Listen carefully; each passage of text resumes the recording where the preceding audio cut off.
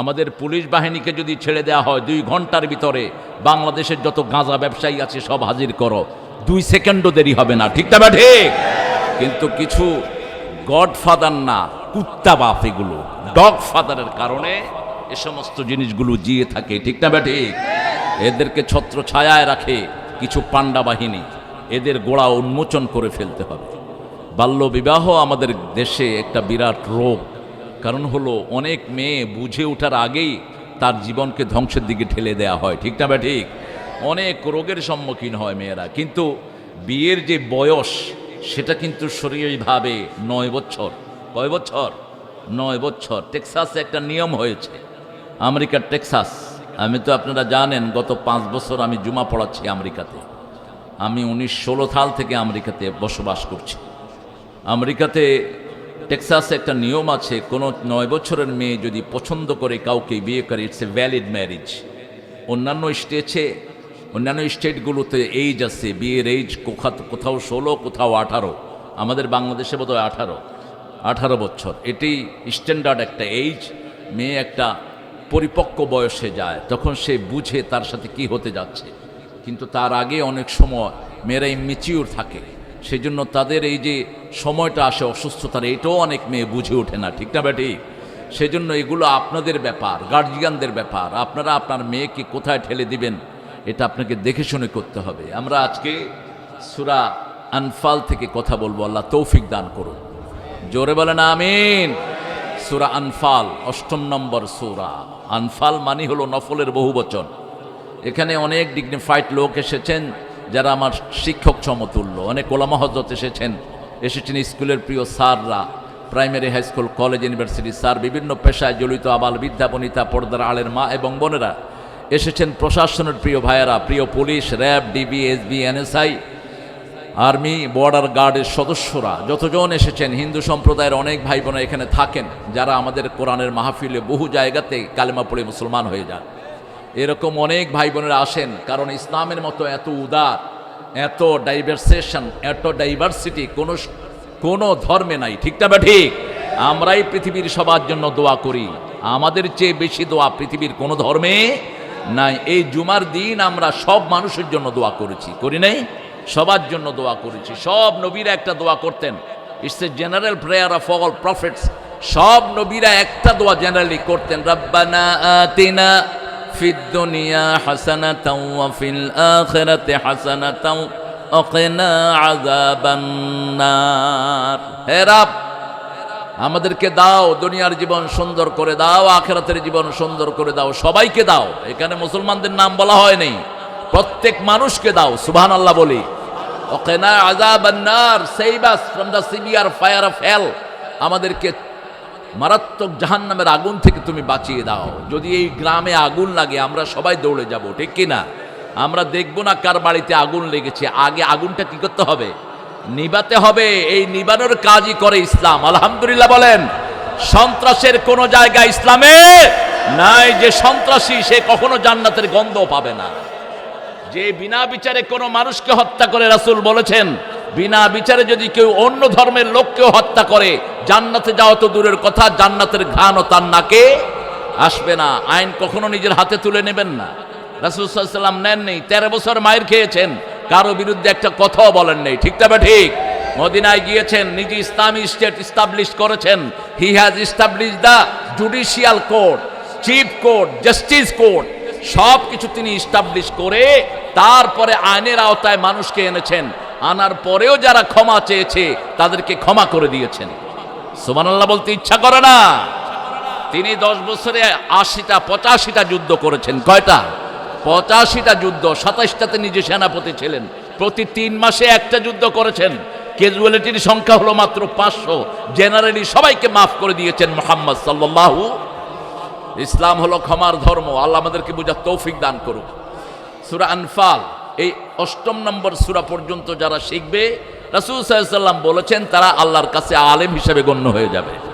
এটা শিখতে হবে। 7টা সূরা। কয়টা? 7টা সূরা। প্রথমটার নাম কি বলেন? 2 নাম্বার, 3 নাম্বার আল ইমরান, 4 নাম্বার নিসা, 5 নাম্বার হ্যাঁ মায়েদা, 6 number Anam 7 number, Araf 8 number. মাশাআল্লাহ, মুখস্থ আছে আলহামদুলিল্লাহ। এই আরাফ পর্যন্ত যারা শিখবে তারা হবে আলেম। আমি পরামর্শ দেব আমাদের মাদ্রাসা সিলেবাস সহ বাংলাদেশের সবগুলো স্কুলগুলোতে সূরা আরাফ পর্যন্ত পড়ানোর ব্যবস্থা করা হোক। আমাদের চাওয়া কিছু না, আমরা চাই আমাদের ছেলেমেয়েরা কোরআন পড়ুক, ঠিক না ঠিক? কারণ কোরআন আছে যেখানে রহমত আছে, কোরআন বেশি যেই মাসে রহমত বেশি। কোন মাস? কোন মাস?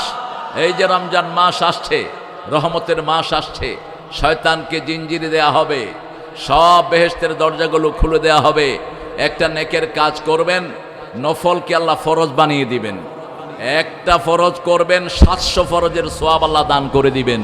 ইউদাইফু লাহু লিমান ইয়াশা, যার ডিভোশন যত বেশি থাকবে তার সওয়াব হবে তার চেয়ে অনেক বেশি। আপনি যে কোনো কাজ করবেন সওয়াবের নিয়তে, আল্লাহ রাব্বুল আলামিন যখন নিয়ত করবেন তখনই সওয়াব দান করবেন কে? এখন যদি নিয়ত করেন রাসূল শেষ 10 রোজা 1 ফোঁটা ঘুমাতেন না, আমরাও ঘুমাবো না, এখন থেকে সওয়াব লেখা শুরু করে দিবেন কে? 2 জন ফেরেশতা সওয়াব লিখবেন। একটা দোয়াকে কেউ কেউ দুর্বল বলেছেন, কিন্তু দোয়াটা তো দোয়াই, দোয়া দুর্বল হলেও করা যায়। পড়েন আল্লাহুম্মা বারিক লানা ফি রাজাবা ওয়া শাবান ওয়া বাল্লিগনা রমাদান। এখন যেটা হলো, এখন যদি এখন মারা যান তাহলে রমজানের সওয়াব আল্লাহ আপনার কবরে দিয়ে দিবেন। আপনি দোয়া করলেন আল্লাহ ব্লেস মাই রাজাব এন্ড শাবান, আমার রজব শাবানে আপনি বরকত ঢেলে দেন, আর রমজান পর্যন্ত আমার হায়াতটাকে লম্বা করে দেন। ব্যাস অগ্রিম চেয়ে নিলাম কার কাছে?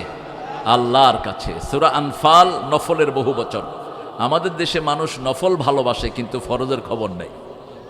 দেখা যায় এক লোক শুনেছে পাগড়ি পরলে খুব সোয়াব, খেতে নামাজের ওয়াক্ত হয়েছে লুঙ্গি খুলে মাথায় বেঁধে নিছে, গেছে কি? গেছে কি? ফরজ, ধরছে কি? নফল। এই হলো অবস্থা। শবে বরাত নিয়ে খুব ব্যস্ত আমাদের লোকেরা। এখানে হয় না, একটা সুবিধা আছে, শবে বরাত হাদিসের বইয়ে তো আসে নেই, এসেছে নেসফে মিনাস শাবান, শাবান মাসের অর্ধেক। এই নামও জানেন, এটা করলে কয় এটা কি কইতেছে। যখন বলবেন শবে বরাত, হ্যাঁ সেই দিন মিষ্টি খাবো, জিলাপি খাবো, গোসল করবো, প্রতি ফোটায় ফোটায় পানিগুলো গুণাগুলো ঝরে যাচ্ছে। আরে গুণা তো আপনার প্রতি উজুতেই ঝরে, আপনি সেই দিনে যাওয়ার দরকার কি? প্রতি রাতেই তো আল্লাহ প্রথম আকাশে নেমে আসেন, আপনি ওই রাতে যাওয়ার দরকারটা কি? ইসলামে সব আনলিমিটেড, ঠিক না বা ঠিক? ইসলামে লিমিটেড কিছুই নেই। আপনি একটা ছোট্ট জিনিসের ভিতরে ইসলামকে কেন বন্দী করছেন? আপনাকে জানতে হবে। এই জন্য ইমাম বুখারী অধ্যায় এনেছেন আল ইলমু কাবলাল আমল। আল ইলমু কাবলাল আমল। আমলের আগে কি লাগবে? এলেম লাগবে। এলেম না থাকলে তো আপনি আমল করতে পারবেন না। যেমন আজকে যদি জানতেন আপনারা এই মাহফিলে আসলে কি লাভ হয়, তাহলে দেখতেন বহু আগেই এই আম বাগান টাগান সব ভরপুর থাকতো, ঠিক কিনা? জানে না তো কিচ্ছু, ঘোড়ার দিন ওই বসে বসে হয়তো ঘরের ভিতরে কোনো হাবিজাবি করছে অথবা টিভি নাম চ্যানেল চিপতেছে, এরকম লোক আছে না? নাই, আছে। আল্লাহ আমাদেরকে বোঝার তৌফিক দান করুক। আমরা রমজানের প্রস্তুতি নিব। রমজানের প্রস্তুতি রাসূল নিতেন সাল্লাল্লাহু। এই শাবানে তিনি সবচেয়ে বেশি রোজা রাখতেন, শাবানে সবচেয়ে বেশি দান করতেন, শাবানে সবচেয়ে বেশি মেসওয়াক করতেন, শাবানে সবচেয়ে বেশি আত্মীয়তার সম্পর্ক জোড়া লাগাতেন, রাহমাতাল লিল আলামিন। এগুলো বেসিক জিনিস। শাবানে প্রতিবেশীর খবর নিতেন, শাবানে মানুষকে দান করতেন কার রিহাল মুরসালা, প্রবাহিত বাতাসের মতো তিনি দান করতে থাকতেন। এবং চূড়ান্ত করতেন এটা কোন মাসে? কোন মাসে? রমজান মাসে। একদিনও তিনি মেহমান ছাড়া ইফতার করতেন না, কখনোই তিনি একা ইফতার করেন নাই। কারণ তিনি বলতেন কেউ যদি মানুষকে পানি দিয়েও রোজা ভাঙায়, আল্লাহ জান্নাতের খাওয়ার তার নসিব করে দিবে। এবং যেই রোজাদারকে তিনি রোজা ভাঙালেন, সেই রোজাদারের পরিপূর্ণ সওয়াব যে ভাঙিয়েছে তাকে দান করে দিবেন কে? আবার রাসূল সাল্লাল্লাহু আলাইহি ওয়াসাল্লাম এই রমজানে সবচেয়ে বেশি কোরআন পড়তেন। নিজে একবার জিবরাইল আমিনকে শোনাতেন, আবার জিবরাইল আমিন ওনাকে শোনাতেন। এখন আমরা যারা বাংলা কোরআন পড়ি হবে না, এটা মনে রাখবে। কারণ চায়ের ভিতরে কোকিন বেশি। কি বেশি? এটা একটা নেশা জাতীয় জিনিস। এই চা কোকিন থাকে, বিড়ির ভিতরে যেই কোকিন, একই কোকিন থাকে চার ভিতরে। যারা বেশি করে চা খান, এটা আপনার শরীরের জন্য উপাদেয় না। তারপরেও চাটাকে অনেক ডাক্তাররা বলেছে এটা ক্যান্সার রোধক। এটার জন্য বিভিন্ন এলিমেন্টের ভিতরে আছে। সবচেয়ে বেশি ক্যান্সার রোধক হলো আপনি সময় মতো ঘুম যাওয়া। এশার পরপরই শুয়ে যাবেন, জিন্দগিতে আপনার ক্যান্সার হবে না, বাতি সব নিভিয়ে দিবেন। এই বাতিগুলো হলো ক্যান্সারের বন্ধু। প্লাস্টিক জিনিস ক্যান্সারের বন্ধু, ফ্রিজের জিনিস ক্যান্সারের বন্ধু, আর আপনার যে সমস্ত বাসি জিনিস খান এগুলো ক্যান্সারের বন্ধু। কিন্তু আপনাদের গ্রামে গঞ্জে আপনার তাজা জিনিস বেশি খান, এই জন্য গ্রামে ক্যান্সার কম, শহরে ক্যান্সার। ক্যান্সারের উপাদানগুলো সব শরীরের মধ্যে জীবিত থাকে। কাঁচা হলুদ খাবেন 1 চামচ হলুদ, কয় চামচ? 1 চামচ হলুদ দৈনিক খান, ক্যান্সারের জার্মগুলোকে সম্পূর্ণ মেরে ফেলে। এরপরে অনেক কিছু ইসলাম আমাদেরকে দিয়েছে। রসুন, রসুনটা পৃথিবীর সর্বশ্রেষ্ঠ একটা ঔষধ। এই রসুন খান, প্রায় 100 রোগ এই রসুনে নির্মূল হয়। এই সবগুলো রাসূল খাওয়া শিখিয়েছেন, কিন্তু আমরা সেই খাদ্যাভ্যাসগুলো গড়ে তুলি না। আতিউল্লাহ ওয়ার রাসূল, রাসূল কখনো এশার পরে খান নাই। বলেছেন ইযা উকিমাতুস সালাত এশা ওয়াল আশা ফাকাদ্দিমুল আশা, বুখারীর হাদিস। এশার নামাজের ইকামত হলো আর রাতের খাবার আসলো, আগে রাতে খাবার খাও তারপরে এশার নামাজে যাও। এশার পরে শুইতে নিষেধ করেছেন রাহমাতাল লিল। এশা খাওয়ার খেয়ে তোমরা কখনো শুইতে যাবা না। রাসূল সাল্লাল্লাহু আলাইহি ওয়াসাল্লাম কখনো রাতের খাওয়ার এশার পরে নিতেন না। সবচেয়ে আইডিয়াল খাওয়া হলো আমাদের শূন্যরা যেটা খায়, মাগরিবের সাথে সাথে রাতের খাওয়া, এটা শেষ করতেন রাহমাতাল লিল আলামিন। রাতে শুধু পানি খেতেন অথবা দুধ খেতেন। আতিউল্লাহ ওয়ার রাসূল, ধর্মীয়ভাবে যেমন অনুসরণ করবেন, বাস্তব জীবনেও তেমনি অনুসরণ করেন। কখনো তিনি আসার পরে কথা বলতেন না, বিবিদেরকে সময় দিতেন। আমরা বিবিদেরকে সময় দেই না। বিবিরা বলছেন দৈনিক 3 বার সময় দিতেন রাহমাতাল লিল। সকালে 1 বার খবর নিতেন, দুপুরে নিতেন, রাতে নিতেন। আবার যে ঘরে তিনি থাকতেন সেই ঘরে সব বিবিদেরকে দিয়ে অনুষ্ঠান করতেন। আবার সাফিয়া রাদিয়াল্লাহু আনহা বলছেন আমাদেরকে এত ভালোবাসতেন, আমাদের কারো মন খারাপ হলে চোখের পানি গড়িয়ে পড়ার আগেই রাসূলের হাতে পড়ে যেত। সাফিয়া বলছেন আমাকে একদিন উম্মে সালমা বললেন, হে ইহুদির মেয়ে, আমি কাঁদছিলাম, আমার চোখের পানি নিচে পড়ার আগেই দেখি যে একটা হাত, তাকিয়ে দেখি রাহমাতাল লিল আলামিন। আমার চোখের পানি মুছে দিয়ে বলছে লেশ তাবকি ইয়া সাফিয়া, সাফিয়া তুমি কাঁদছো কেন? খয়বার দুর্গে যখন মুসলমানরা বিজয় লাভ করে তখন সাফিয়ার আত্মীয় মারা যায় সেখানে, সাফিয়ার স্বামী এবং সাফিয়ার শ্বশুররা সেখানে অ্যারেস্ট হয়ে যায়। তো সাফিয়া বহু আগেই স্বপ্ন দেখেছিল পূর্ণিমার চাঁদ তার কোলে এসেছে। সুবহানাল্লাহ বলতে ইচ্ছা করে না? স্বামীকে যখন বলল যে আমি স্বপ্ন দেখেছি, I dream full moon is on my lap, পুরা চাঁদটা আমার কোলে। সাফিয়ার জামাই ছিল খুব শিক্ষিত, একটা চটকনা মেরেছে, কারণ পূর্ণিমার চাঁদ বলা হতো রাহমাতাল লিল আলামিনকে। চটকনা মেরেছে, বলেছে তুমি কি মুহাম্মদের বউ হতে চাও, আমাকে মেরে ফেলতে চাও? সাফিয়া বলছেন আমি আর কোনো কথা বলিনি, আমাকে যে আমার স্বামী চটকনা মেরেছে এই গালের এখান দিয়ে দাগ হয়েছিল। রাসূলুল্লাহ সাল্লাল্লাহু আলাইহি ওয়াসাল্লাম বিয়ের পরে জিজ্ঞেস করলেন হোয়াটস দিস স্পট ফর, এই দাগটা কিসের? তখন তিনি সেটা বললেন। এই সাফিয়া ছিল ইহুদি পরিবারের সন্তান, অত্যন্ত লেবরিয়াস, অত্যন্ত জ্ঞানী, অত্যন্ত পুণ্যবতী ছিল এই সাফিয়া রাদিয়াল্লাহু আনহা। যখনই উম্মে সালমা বললেন তুমি ইহুদির মেয়ে, তিনি কাঁদতেছিলেন। রাসূল বললেন সাফিয়া তুমি কাঁদো কেন? বলছে আমাকে ইহুদির মেয়ে বলে গালি দিয়েছে। বাংলাদেশের কিছু হুজুরও আমাকে আর জাকির নায়েককে ইহুদি বলে গালি দিয়েছে। কথা কন না কেন? ইন্টারনেট তো দেখে না। তো যেই হুজুর গালি দিয়েছে ওই হুজুরের এক ভাতিজার সাথে আমার দেখা হয়েছে আমার এক মাহফিলে। সে আমার আগে ওয়াজ করে চলে যাচ্ছিল, তুমি একটু বসো, তোমার চাচা তো আমাকে ইহুদি বলেছে। কয় চাচা হলো একটা পাঁঠা। না, চাচাকে পাঁঠা বলো কেন? তাহলে তোমার আব্বাও তো পাঁঠা হয়ে যায়, চাচাকে পাঁঠা বলার দরকার নাই। শুধু আমি বলে নেই, ওর ছেলে ওরে পাঁঠা কয়। আর ইসলামের জায়গা পাও না, জাকির নায়েকের দাওয়াতে কত হিন্দু কালেমা পড়ে মুসলমান হয়েছে, ঠিক না ঠিক? আমাদেরও টুকটাক আছে না নাই? গত 2 সপ্তাহ আগেও আমাদের ভোলাতে একজন হিন্দু জেলে এসে আমার কালেমা পড়ে আমার মাহফিলে তিনি মুসলমান হন। আমাকে বললেন স্যার আমি কি আপনার নামটা রাখতে পারি? না, এটা তোমার চয়েস। তিনি নামটাও রেখেছেন আমার, সেখানে ওসি এটাকে অ্যাফিডেভিট করে দিয়েছেন। তো এই তো হলো আমাদের অবস্থা। যখনই তিনি কাঁদছিলেন রাসূল চোখ মুছে বললেন সাফিয়া তুমি ইহুদির মেয়ে না, তুমি মূসা আলাইহিস সালামের বংশধর। সুবহানাল্লাহ বলতে ইচ্ছা করে না? সাফিয়ার চেহারা চাঁদের মতো উজ্জ্বল হয়ে গেল যে আমি নবীর বংশধর। এইভাবে হাস্যোজ্জ্বল করে দিতেন রাহমাতাল লিল। আতিউল্লাহ ওয়ার রাসূল। ঈদের দিন এক রাস্তায় যেতেন আরেক রাস্তায় আসতেন, জুমাতেও এক রাস্তায় যেতেন আরেক রাস্তায় আসতেন। কোনখানে কে দুঃখে আছে খবর নিতেন রাহমাতাল লিল আলামিন। মেয়েদেরকে সবচেয়ে বেশি অধিকার দিতেন রাহমাতাল লিল আলামিন। যখন ঈদের দিন ঘরে আসছেন দেখে যে একটা ছোট্ট শিশু কাঁদছে, কাঁদো কেন? আমার আব্বাও নাই আম্মাও। ঘরে গিয়ে ওই ছেলেকে নিয়ে বসলেন, আয়েশাকে ডাকলেন, পাশে বসালেন। এবার রাসূল সাল্লাল্লাহু আলাইহি ওয়াসাল্লাম বললেন, আমি তোমার আব্বা আর আয়েশা হলো তোমার মা, তোমার কেমন লাগছে? ছেলে খুশি হয়ে গেছে। ছেলে খুশি হয়ে বাহিরে গিয়ে বলছে, এ মদিনাবাসী শুনো, মুহাম্মদ আমার আব্বা হয়েছেন, আয়েশা আমার মা হয়েছেন, আমার কোনো দুঃখ নাই। আর একটু আস্তে কর না সুবহানাল্লাহ। ফাসলিহু যাতা বাইনিকুম, রাস্তায় দুজন কিলাকিলি লেগেছে, আমাদের লোকেরা কয় দে ভালো করে দে, দে দে দে, ও হেন দে দে। এটা ইসলামের নীতি না, আপনি দুজনকে ছাড়িয়ে দেন, ঠিক তবে ঠিক।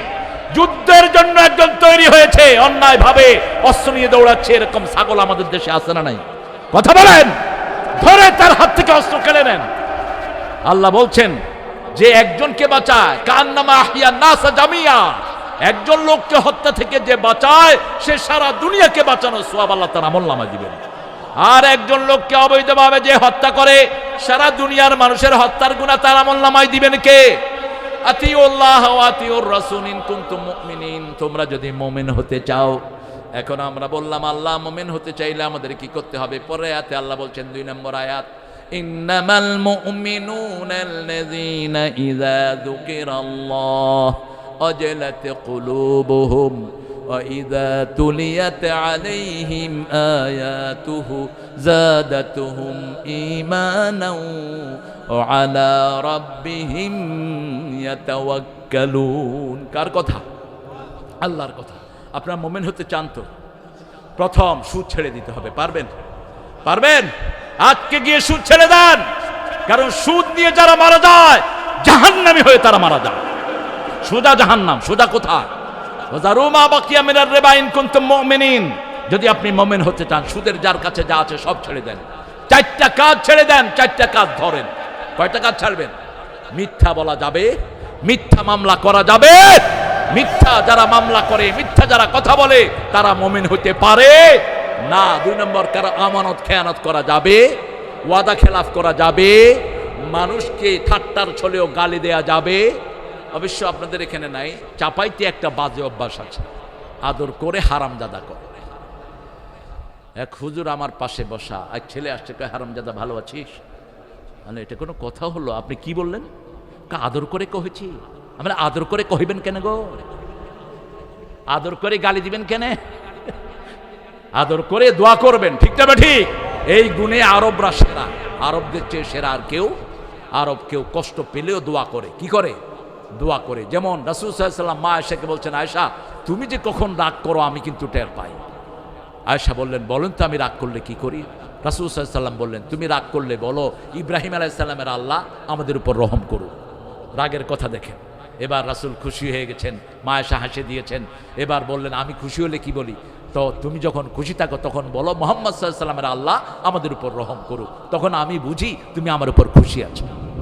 আমি কাবা শরীফে ঢুকছি, এক আরবের সাথে ধাক্কা লাগলো, ও আমাকে বললো আল্লাহ ইয়ার হামাক, আল্লাহ তোমাকে রহম করুক। আমি চিন্তা করলাম দোয়া না এর তো শুধু, আমি কি আরেক ধাক্কা দিছি, আল্লাহ হিয়া দিক, আল্লাহ তোরা হেদায়েত দান করুক। আরেক ধাক্কা দিছি, আল্লাহ ইউসাল্লাম, আল্লাহ তোরা নিরাপদে রাখুক। লিবা তাদুকুনি আহুয়া, কয় ভাই তুই আমারে ধাক্কাস কেন? আমি বললাম ধাক্কাইলেই তো তুই দোয়া করস। কাইফা সুব্বুল মুমিন, আমি কিভাবে আমার মুমিনকে বদদোয়া দেব, গালি দেব? গালি দিলে তো আমি মুমিন থাকতে পারবো?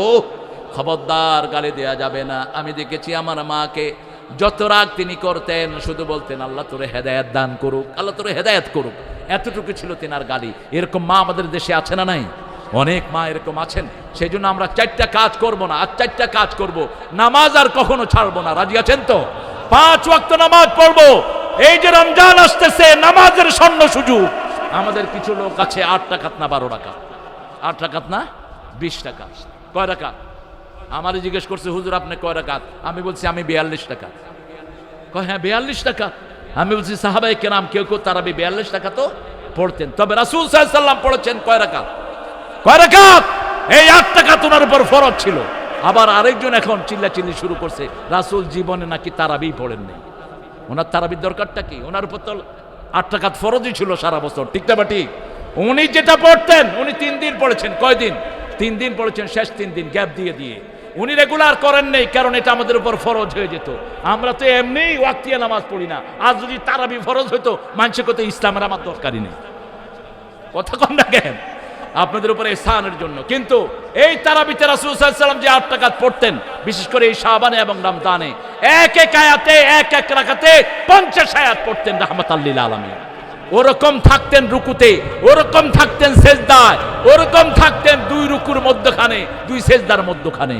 দেখা গেছে 2 রাকাত নামাজ দিয়ে কখনো কখনো সারা রাত পার করেছেন রাহমাতাল লিল আলামিন। কোথায় পেয়েছেন আপনারা রাসূলের নামাজ? দেখে আপনি নামাজ পড়বেন। আপনি যখন একে নামাজ পড়বেন, যত দূর পারেন লম্বা করেন, ঠিক না ঠিক? ইবনে মাসউদ রাদিয়াল্লাহু আনহু একবার মাগরিবের নামাজ পড়াচ্ছিলেন এক জায়গাতে, তিনি সেখানে পুরা সূরা নিসা পড়ায় দিয়েছেন। সাহাবাই কেরাম না পারে ছাড়তে, না পারে থাকতে। সূরা নিসা বোধহয় ছোট সূরা, কথা কন না কেন? এসা প্রায় ধর সাহাবাই না, এটা মুআজ বিন জাবাল করেছেন। রাসূল সাল্লাল্লাহু আলাইহি ওয়াসাল্লামের কাছে গিয়ে বিচার দিল ওরা। বলছে তোমার নাম কি? আমার নাম তারেক। তারেক? আচ্ছা, not Tarek, Tarek. Okay, whatever you say. সম্পর্ক হয়ে গেল। আর কোনো দিন ফোন করেনি, কোনো দিন না। এখন 2-3 দিন পরে যখন সে বেড়াতে যেত, আমাকে নক করে বলতো, Tarek, I am living my house to you. আমার ঘরটা তোমার কাছে রেখে যাচ্ছি, তুমি একটু ঘরটা দেখাশোনা করো। ফাসলিহু যাতা বাইনিকুম, আপনার প্রতিবেশীর সাথে আপনার সমস্যা হতে পারে, আপনার ভাইয়ের সাথে সমস্যা হতে পারে, ভাইকে আপনি কাছে ডেকে নেন, ভাইকে বলে দেন ভাই। সব সম্পর্ক ভালোই থাকে, মধ্যখানে যখন বিবিরা আসে সম্পর্ক দূর হয়ে যায় অনেক সময়, ঠিক না বা ঠিক? কারণ বিবিরা তো আপনার রক্তের না, এক এক বর্ণ থেকে এক এক বিবি আসে, বিভিন্ন রকমের পরামর্শ দেয়, তোমার এই ভাই তোমার এই করেছে, এই করেছে। আল্লাহ রাব্বুল আলামিন বলেছেন, বুনিয়ানুম মারসুস, সীসা ঢালা প্রাচীরের মতো থাকো। সীসা ছাড়া যেমন সীসা কাটা যায় না, তুমিও তোমার ভাইয়ের কাছে যাওয়া ছাড়া সম্পর্ক নষ্ট করো না, ঠিক না বা ঠিক? ইন জাকুম ফাসিকুম বিনাবাইন ফাতাবায়ানু, সূরা হুজরাতের 6 নম্বর আয়াতে আল্লাহ বলছেন, কোন ফাসিক যদি তোমার ভাইয়ের বিরুদ্ধে তোমাকে কিছু বলে, তুমি অন্ধ এটা বিশ্বাস করো না, ভাইয়ের কাছে যাও, জিজ্ঞেস করো, তারপরে তুমি খবর নাও, ঠিক না বা ঠিক? আমাদের সম্পর্ক যদি মধুর হয়, আমাদের কোনো আইন প্রয়োগের কোনো দরকার নাই। আপনার ভাই আপনার জমি খাচ্ছে, খাক না, আপনার ভাই তো আপনার ভাই, আপনার রক্ত অঞ্চল, সমস্যা কি? আপনি আপনার ভাইকে একটু বেশি করে দিয়ে দেন, তাহলেই তো সমস্যা মিটে যায়। ভাই ভাই কথা বন্ধ। রাসূল সাল্লাল্লাহু আলাইহি ওয়াসাল্লাম বলেছেন, 3 ব্যক্তির দোয়া কবুল হয় না। কয় ব্যক্তি? প্রথম, যে নিজের রক্তের সম্পর্ক নষ্ট করে দিয়েছে, আপন ভাইয়ের সাথে কথা বলে না, মা বাবার সাথে কথা বলে না, এরকম বেয়াদব আছে না নাই? খালার সাথে কথা বলে না, ফুফুর সাথে কথা বলে না, আত্মীয় স্বজনের সাথে কথা বলে না। আপনার ফুফু যদি মুশরিকা হয়, আপনি তার সাথে কথা বলেন। রাসূল সাল্লাল্লাহু আলাইহি ওয়াসাল্লামের মা, ওনার মায়ের বান্ধবীরা ছিল মুশরিকা। মা মারা যাওয়ার পরে ওই বান্ধবীদের কাছে হাদিয়া পাঠাতেন রাহমাতাল লিল। রাসূল সাল্লাল্লাহু আলাইহি ওয়াসাল্লাম নিজের আব্বার বন্ধুদের কাছে হাদিয়া পাঠাতেন। মা খাদিজার বান্ধবীদেরকে খুঁজে খুঁজে বের করতেন রাহমাতাল লিল আলামিন। খাদিজার আত্মীয়দেরকে বের করতেন। আয়েশা রাদিয়াল্লাহু আনহা বলছেন, আমি আমার জীবনে কোনো মেয়েকে এত বেশি ঈর্ষা করতাম না কোনো মেয়ের ব্যাপারে, যত ঈর্ষা করতাম খাদিজার ব্যাপারে। সাহাবায়ে কেরাম বললেন, কেন? ওনার অন্য বোনেরা বললেন, আপনি কেন মা খাদিজাকে এত ঈর্ষা করতেন? তিনি বলছেন, রাসূল সাল্লাল্লাহু আলাইহি ওয়াসাল্লাম একটা ছাগল জবাই করলেও ছাগলের গোশত হাতে নিয়ে নিয়ে খাদিজার আত্মীয়দেরকে খুঁজে বেড়াতেন, কোথায় পাওয়া যায় খাদিজার আত্মীয়দের। বিবির জন্য নাম ধরে দোয়া করতেন রাহমাতাল লিল। আপনার প্রতিবেশীর জন্য, আপনার ভাইয়ের জন্য, আপনার বোনের জন্য আপনি নাম ধরে দোয়া করেন। আপনার ভাইদের জন্য দোয়া করেন, ভাতিজা ভাতিজের জন্য দোয়া করেন। 4 সিঁড়িকে রাসূল খেদমত করতেন। কয় সিঁড়ি? কয় সিঁড়ি? বাপ, তারপরে বাপের ভাই, বাপের ছেলে কি হয়? ভাই, ভাইয়ের ছেলে ভাতিজা, ভাতিজার ছেলে কথা কন না, লাতি, লাতির ছেলে, লাতির ছেলে কি? জাতি, পুন্তি না, কি কয়? পুতি না জাতি? পুতি। এই রাসূল সাল্লাল্লাহু আলাইহি ওয়াসাল্লাম মুখস্থ রাখতেন। রাসূল সাল্লাল্লাহু আলাইহি ওয়াসাল্লাম যখন হুনাইনের যুদ্ধ করলেন, হুনাইনের যুদ্ধে রাসূল প্রচুর, প্রথমে হারলেন, পরে প্রচুর গনিমত নিয়ে ফিরে আসলেন। এত বেশি গনিমত, 24,000 উট এনেছেন তিনি সেখান থেকে, 30,000-এর উপরে ছাগল এনেছেন। শুধু আবু সুফিয়ানকে 300 উট দিয়ে দিয়েছেন।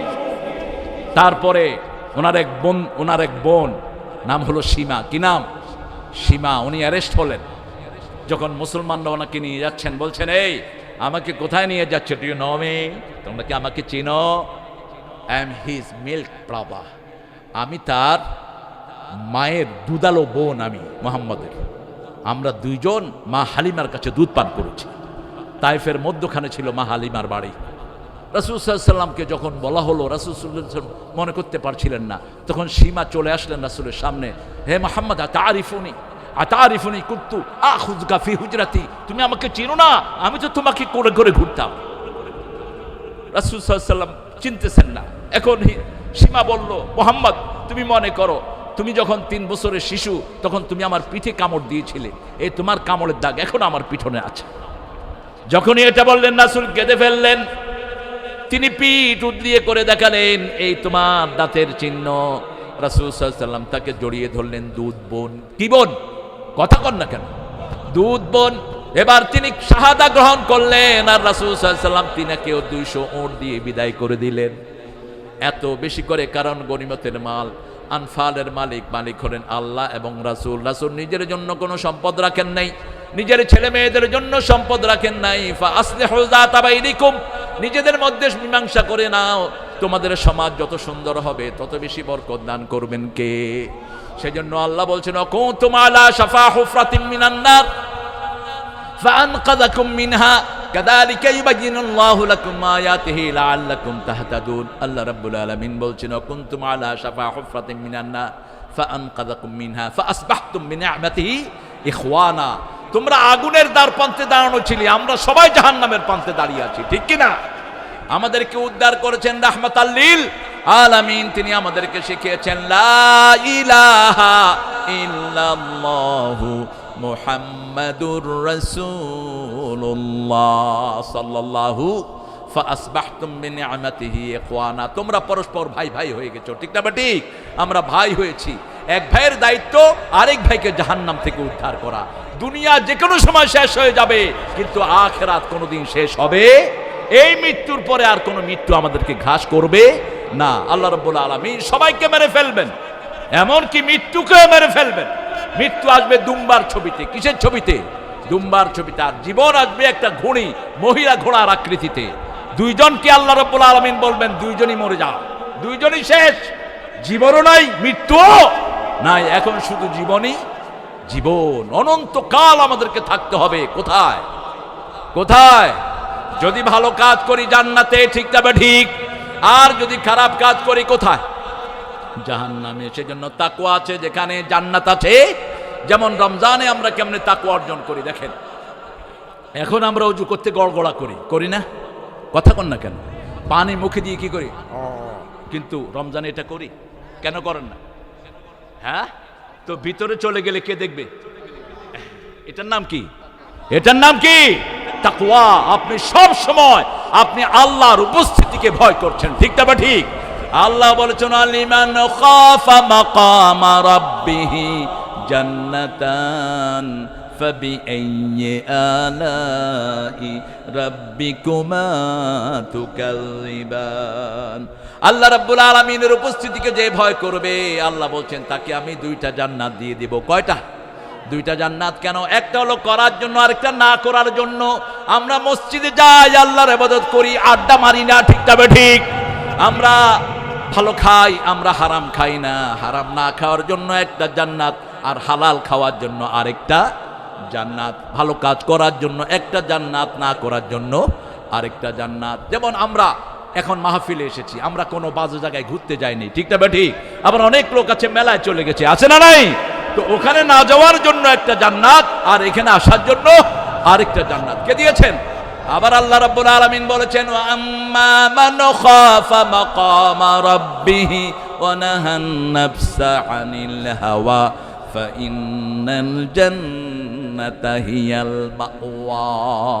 আল্লাহ রাব্বুল আলামিনের উপস্থিতিকে যে ভয় করবে আর নিজের মন যেটা চায় সেটা করবে না, আল্লাহ বলছেন আমার জান্নাত আমি তার বাড়ি বানায়া দিলাম। জান্নাত নাই কিন্তু জাহান্নামও নাই। আমাদের আমলের কারণে এগুলো তৈরি হবে। যারা মিথ্যা কথা বলবেন তাদের জন্য জাহান্নাম তৈরি হবে। যারা এতিমের মাল খাবেন তাদের জন্য জাহান্নাম তৈরি হবে, ঠিক তবে ঠিক। যারা শিরক করবেন তাদের জন্য স্থায়ী জাহান্নাম বানিয়ে দিবেন কে? আল্লাহ বানাবেন। আর যারা জান্নাত চান, যারা সন্তান মারা গেল, আপনি পড়লেন ইন্না লিল্লাহি ওয়া ইন্না ইলাইহি, আপনি চিৎকার করে কানলেন না, 3 দিনা 40 করলেন না, আল্লাহ বলছেন আপনার জন্য সাথে সাথে একটা জান্নাতে প্রাসাদ বানানো হয়ে যাবে। আপনি নামাজে দাঁড়ালেন, কাতার মিলিয়ে দাঁড়ালেন, একজনের সাথে আরেকজনের শরীর লাগালেন। রাসূল বলছেন যারা নামাজে দাঁড়িয়ে শরীর লাগায় তাদের জন্য আল্লাহ জান্নাতে প্রাসাদ বানায়া দেয়। এখানে আমাদের দেশে তো এই সুন্নতগুলি নাই। আমাদের অধিকাংশ মসজিদগুলোতে কাতার সোজা করার জন্য কোনো নির্দেশনা ইমামের পক্ষ থেকে নাই। ইমাম সাহেব পশ্চিম দিকে ঘুরছেন তো ঘুরছেনই, কপালে যা আছে আছে। একামত হওয়ার পরে কাতার সোজা করুন, আল্লাহু আকবার। পাইছো কোথায় নামাজ? রাসূল তো এটা করতেন না সাল্লাল্লাহু। যখনই একামত হতো রাসূল মুসল্লির দিক দিয়ে ঘুরে দাঁড়াতেন, ঘুরে দাঁড়িয়ে বলতেন ইস্তাউ সাওয়ু সুফুফাকুম ফাইন্না তাসবিয়াতাস সুফুফ মিন তামামিস সালাত। সাওয়ু সুফুফাকুম ফাইন্না তাসবিয়াতাস সুফুফ মিন ইকামাতিস সালাত। ইআদিলু তারাসাউ ওয়াসাদ্দুল খালাল ইয়ারহামুনি ইয়ারহামুকুমুল্লাহ। কোথায় গেছে হাদিসগুলো? একটা নামাজ নাই যেখানে রাসূল এই নির্দেশনাগুলো দেন নাই। ওমর ফারুক লাঠি নিয়ে ঘুরতেন, যার কাতার বেঁকা হতো লাগাতেন না, তার ঘাড়ে বাড়ি মারতেন। সাহাবায়ে কেরামের জামার এই পাশটা ছিট্ট বেশি, এত টাইট করে দাঁড়াতেন, পিছন থেকে কোনো লোক সামনে আসতে পারতেন না। কোথায় গেছে নামাজের এই সুন্নতগুলো? কোনো কথাই নাই। এরপরে সালাম ফিরিয়ে রাসূল সাল্লাল্লাহু আলাইহি ওয়াসাল্লাম কি করতেন? সালাম ফিরিয়ে তো ওইখানে বসে থাকতেন না, সালাম ফিরিয়েই মুসল্লিদের দিকে ঘুরে বসতেন। ঘুরে বসে মুসল্লিদের খবর নিতেন, 5 ওয়াক্ত বসতেন। আমরা শুধু বানিয়ে নিয়েছি আসর আর ফজর, আর 3 ওয়াক্ততে খবর নেই। নিজের ইচ্ছা মতো নামাজে দাঁড়ালেন, রাসূল দীর্ঘ সময় দোয়া করতেন, 8 জায়গায় দোয়া করতেন নামাজে। সেগুলো আমি পরে বলবো ইনশাআল্লাহ, কারণ আজকে আমার বিষয় হলো ফাত্তাকুল্লাহ, আল্লাহকে ভয় করতে হবে। কাকে? আল্লাহকে। আর নিজেদের মীমাংসাগুলো মিটিয়ে নেন। আপনার প্রতিবেশীর সাথে ঠেলাঠেলি আছে, হোক হিন্দু আপনার প্রতিবেশী, আপনি তার সাথে ভালো ব্যবহার করবেন। প্রতিবেশীকে অবক্ত রেখে আপনি নামাজ পড়বেন, নামাজ হবে না। আপনি মক্কা যাবেন, আপনার হজ হবে না। রাসূল বলেছেন তোমার প্রতিবেশী যদি না খেয়ে থাকে, মান আশবা নাফসাহু ওয়া জারহু জায়ে লাইসা মুমিন, যে নিজে পেট পুরে খায় প্রতিবেশী না খেয়ে থাকে সে মুমিনই না। কিসের অনুষ্ঠান করেন? আমাদের দেশের কিছু মুসলিম পয়সালা আছে, একটু পয়সা হলে হজে যায়, উমরায় যায় বেশি। কয় হুজুর আল্লাহ দিলে 12 বার গেছে। হ্যাঁ 12 বার গেলা কেন? রাসূল কয়বার গেছেন? রাসূল সাল্লাল্লাহু আলাইহি ওয়াসাল্লামের বাড়ি কোথায়? কথা বলেন না কেন? উনি কয়বার গেছেন উমরায়? তুমি এতবার গেলা কেন? কেন গেলা এতবার? তোমার উমরা তো নফল, কিন্তু তোমার বাড়ির পাশে যেই বুভুক্ষ মানুষ, এদেরকে খাওয়া দাওয়া ফরজ তোমার। এদেরকে খাওয়া না দিলে এরা কিয়ামতে তোমাকে আসামি বানাবে, ঠিক না? ঠিক। আল্লাহ বলবেন আমি ক্ষুধার্ত ছিলাম, আমাকে তোমরা খাওয়াও নেই। মুসলিম শরীফের হাদিস। মানুষ বলবে এটা কেমন কথা? আমি পিপাসার্ত ছিলাম, পানি পান করাও নেই। আল্লাহ বলবেন আমার এক গোলাম পিপাসার্ত ছিল, হোক সে অন্য ধর্মের, সে আমার গোলাম, ঠিক না? ঠিক। বনে ইসরায়েলের এক মহিলা, পতিতা মহিলা, থার্স্টি ডগ, কুকুরকে পানি খাওয়ায়া তার জীবনের পরিবর্তন হয়ে গেল, সে জান্নাতি হয়ে গেল। শরীর বিক্রি করে মহিলা চলতো। Suddenly he has seen one thirsty dog was starving on the sky. একটা সানি ডেতে রোদের উপরে একটা কুকুর পিপাসায় ছটফট করছে। মহিলার কাছে কিছুই নেই, মহিলার ওড়না ছিল আর শুকনা স্যান্ডেল ছিল। শুকনা স্যান্ডেল ওড়নাতে বেঁধে কূপের ভিতরে ছেড়ে দিয়েছে। স্যান্ডেল ভিজানো যে পানি এসেছে, সেই পানি চিবে চিবে কুকুরের মুখে দিয়েছে। আপনারা দেখেছেন কুকুর যখন কারো উপর খুশি হয় কি করে? আর পিছে আর কি করে? লেজ লাড়ে না? হ্যাঁ, আমার বাচ্চা ছোট যে 3টা আছে, 2টা জমজ আর একটা ছোট। তো ছোটটারে আমি নাম দিছি তুই হচ্ছে কুত্তার বাপ। কয় আব্বা এটা কোনো নাম হইলো? আমি বললাম তুই বের হলে 7-8টা কুত্তা তোর পিছনে ঘুরে গেল। 7-8টা কুত্তা লেজ লাড়তে লাড়তে এরকম করতে থাকে। কয় আমি এদেরকে খাওয়া দেই। কুকুর সবচেয়ে বেশি মনে রাখে যে খাওয়া দেয়, ঠিক না? ঠিক। কুকুর এবং বিড়াল যে খাওয়া দেয় তাকে মনে রাখে, কুকুর বেশি। ওই মহিলা দেখলো ওই কুকুর কৃতজ্ঞতা জানাচ্ছে, মহিলা সাথে সাথে তওবা করলো, আল্লাহ তোমার একটা সামান্য সৃষ্টি, আমি একটা বাসি পানি তাকে খাওয়ালাম, সে এইভাবে কৃতজ্ঞতা প্রকাশ করছে। আর তুমি আমাকে সৃষ্টি করেছো, এই শরীর তুমি দিয়েছো, এই শরীর বিক্রি করে আমি এতদিন অপরাধ করেছি, আমি তোমার কাছে ফিরে আসলাম, তুমি আমাকে মাফ করে দাও। আল্লাহ তার সারা জীবনের গুনাহ মাফ করে তাকে জান্নাত দিয়ে দিয়েছে। আরেকজন পুণ্যবতী মহিলা বিড়ালকে খাঁচার ভিতরে বেঁধে রেখে খাওয়া দেয় নাই, খাওয়া না পেয়ে পেয়ে বিড়ালটা মারা গেছে। এই বিড়ালের বদদোয়ায় মহিলার আমলনামা নষ্ট হয়ে গেল। মহিলা ঘুরে গেল। এত ফরজগার মহিলা গুনার কাজ করে করে জাহান্নামী হয়ে গেছে। খবরদার কোনো মানুষের উপর বেরহম করবেন, আসমানওয়ালা তোমার উপর রহম করবে, তুমি যদি জমিনের বাসিন্দার উপর রহম করো। রাসূলের নাতিদেরকে রাসূল খুব আদর করতেন, এখানে চুমু খেতেন, এখানে চুমু খেতেন। যখন এজিদের সৈন্যরা হোসাইনের মাথা কেটে আনলো, একটা লাঠি দিয়ে এজিদ দাঁত এগুলো এরকম করে স্পর্শ করছিল, একজন সাহাবী ধামাক মারলেন, এই এজিদ লাঠি ছাড়া বেয়াদব, আমি দেখেছি এই দাঁতের উপর চুমু খেয়েছেন রাহমাতাল লিল আলামিন। রাসূল সাল্লাল্লাহু আলাইহি ওয়াসাল্লাম বাচ্চাদেরকে প্রচন্ড আদর করতেন। একজন সাহাবী ওনার সামনে বসে থাকলো, সাহাবী তার কাছে 10 জন শিশু তার, তিনি বললেন, ইয়া রাসূলুল্লাহ, আমার তো 10টা শিশু, মা কাব্বালতুহু কাত, কাউকে কোনো একটা শিশুকে আমি কোনোদিন চুমু খাইনি। রাসূল সাল্লাল্লাহু আলাইহি ওয়াসাল্লাম বললেন, তোমার অন্তরে যদি আল্লাহ রহম না দেয় আমি তোমার জন্য কি করতে পারি? মান লা ইয়ারহাম লা ইউরহাম, যে স্নেহ করে না সে কখনো সম্মান পায় না। আপনি আদর করবেন বাচ্চাদেরকে, আপনি প্রতিবেশীকে সম্মান দিবেন, কারণ শিশুর হাতে দিলে মুরব্বীকে পাওয়া যায়, ঠিক না বা ঠিক? রাসূল সাল্লাল্লাহু আলাইহি ওয়াসাল্লাম সবসময় শিশুদেরকে আদর করতেন। এই জন্য শিশুরাও যখন রাসূলকে দেখতেন সাল্লাল্লাহু, মুসলিম শিশু না, সব শিশুরাই ইসলামের শিশু। কার কথা? কুল্লু মাউলুদিন ইউলাদু আলাল ফিতরাহ, মা মিন মাউলুদিন ইল্লা ইউলাদু আলাল ফিতরাহ ফাআবওয়াহু ইউওয়াহিদানিহি ওয়া ইউমাজ্জিসানিহি ওয়া ইউনাসসিরানিহি।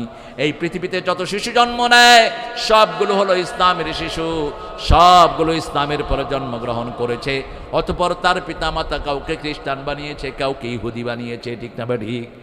আমি আমাদের প্রিয় চেয়ারম্যানকে বলবো, আপনার ইউনিয়নে যে স্কুলগুলো আছে স্কুলগুলোতে আপনি 5 পর্যন্ত কোরআন শরীফ ঢুকিয়ে দেন, বাচ্চাদেরকে সালাম দেয়া ফরজ করে দেন, আপনি বাচ্চাদের মাথায়, মেয়েদের মাথায় নেকাব লাগিয়ে দেন, দেখবেন ইভটিজিং স্কুল থেকে দূর হয়ে গেছে, ঠিক তবে ঠিক? অত্যন্ত সহজ। আপনার ইউনিয়নকে আপনি সাজান, আপনার ইউনিয়নে কারা গাঁজা বেচে এদেরকে ধরে পুলিশের হাতে সাপোর্ট করে দেন, আপনার ইউনিয়নে কারা মদ বেচে এদেরকে দেশ ছাড়া করে দেন। আপনাদের ইউনিয়নে অবশ্যই কাজগুলো নাই, আপনাদের ইউনিয়ন সুন্দর ইউনিয়ন, এগুলো আছে বোধহয় সেই টেকনাফে বেশি, টেকনাফে এবং ঘরে ঘরে ওই যে ইয়াবা বিরোধী পোলাপান তৈরি হয়েছে। ছোট্ট ছোট্ট 14 বছর 12 বছরের পোলাপান, 500 পোলাপান একসাথে আমার কাছে এসেছে মাহফিলের জন্য, হুজুর দেন, আমরা ইয়াবারা যারা আনে তাদেরকে ধরবো। আমি না, বোম মেরে ইয়াবার যে ফ্যাক্টরিগুলো আছে এগুলো ধ্বংস করে দাও। বারবার শয়তানগুলো বাংলাদেশের বর্ডারে সব ইয়াবার ফ্যাক্টরি বানিয়েছে যাতে করে মুসলমানদেরকে নষ্ট করে দিতে পারে। মনে রাখো ভালো করে, যারা আল্লাহর উপর ঈমান এনেছে তাদেরকে তোমরা কিছুই করতে পারবে না, ঠিক না ঠিক? আমরা একমাত্র ভালোবাসি কাকে? আল্লাহকে ভালোবাসি। সেজন্য আল্লাহ বলছেন, ফাত্তাকুল্লাহ ওয়াসলিহু যাতা বাইনিকুম ওয়া আতিউল্লাহ ওয়ার রাসূল, আল্লাহকে মানো, রাসূলকে মানো, ইন কুনতুম মুমিনিন। আমার রাসূল কখনো নামাজ ছাড়েন নাই, আমরাও নামাজ ছেড়ে দেব। আমার রাসূল কখনো পরিবারের লোকদেরকে অপমানিত করেননি, আমরাও করব।